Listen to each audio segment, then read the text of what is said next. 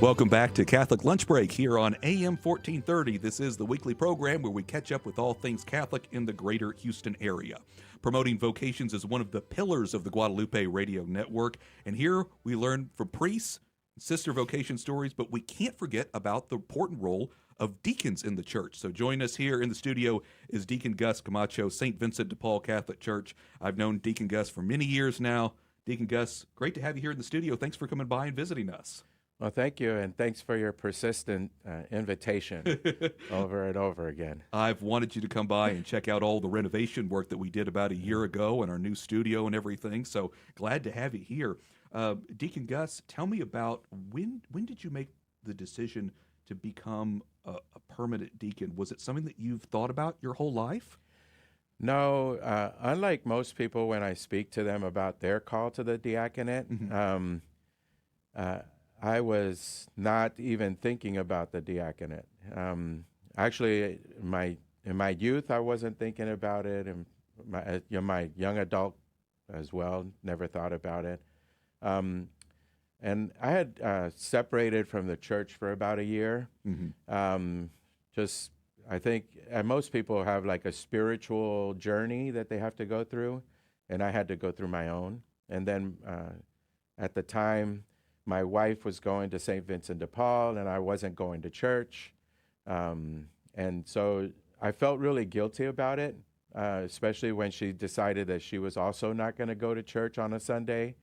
And at that time, I said, sure, I'll go with you because I don't want to be the reason you're not getting into heaven. And frankly, the first couple of times I went back to Mass, it was just for me, it was just a repetitive obligation, which I try to stay away from that right. term when it comes to Mass.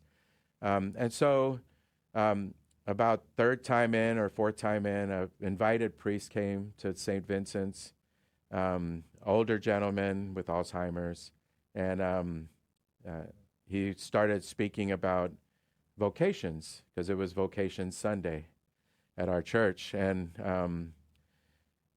he was about halfway through his homily. Not that it wasn't interesting, but apparently God had another idea for me.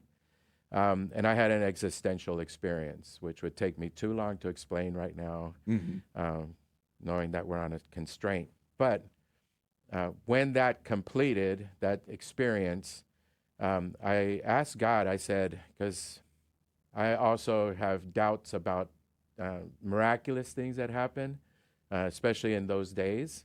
And I asked God if this was what he wanted for me, because the priest said, God is calling you to the diaconate, and he pointed straight at me. And I said, wow, this is incredible. And so at the time I said, I want to be, this is your will, send me a sign. And again, I mentioned at the beginning that the priest had Alzheimer's because you could tell not Alzheimer's, Parkinson's, because he was always shaking. And he went to consecrate and perfectly still. And I said, consecrate the host, and he was perfectly still. And then I said, Lord, I need another sign. And he lifts the host perfectly still, and then does the same with the chalice. And then I say, do unto me as you will. And from that moment on, everything changed. Yeah. When it came to that walk towards the diaconate. And it's such a special story, Deacon Gus. I'm sorry that I've quickly run out of time here, but I want to have you back on here and talk more about it. But I hope that at the very least right now, if somebody's listening right now, they'll go back to Mass and look at that host and respond to God's call. Amen. Deacon Gus Camacho, St. Vincent de Paul Catholic Church, thank you very much for coming on here on the program. And God bless you too. And by the way, I love you, Wyatt. Love you too, Deacon Gus. Thanks for watching, folks, here on Catholic Lunch Break and listening.